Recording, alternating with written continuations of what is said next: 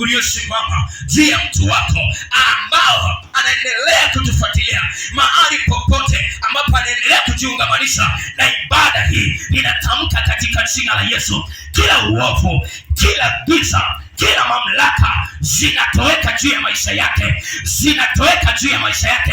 Mipango mibaya ya adui ambayo iliachilia juu ya maisha yake kupitia ibada ya leo, ibada ya kumiminiwa mafuta, ninatamka neema iingie kwake, ninatamka neema ipite kwake. Roho za giza, mamlaka za kipepo, mamlaka za kishetani ambazo zilitumwa ndani yake kuzuia maisha yake, zitaleta mpango mkakati ili kufunga hatua zake, kufunga hatima yake, kufunga nyota yake. Kwenye ibada ya leo ya kumiminiwa mafuta ya upako, natamka afunguke, natamka awekwe huru, natamka kila mateso, natamka kila visasi, natamka kila aina ya giza litoweke katika jina la Yesu, litoweke katika jina la Yesu, litoweke katika jina la Yesu.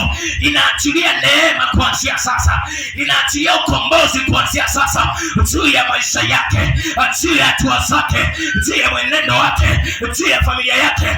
Pokea hiyo neema katika jina la Yesu. Pokea nguvu ya fungulivu mahali popote ulipo katika jina la Yesu Kristo.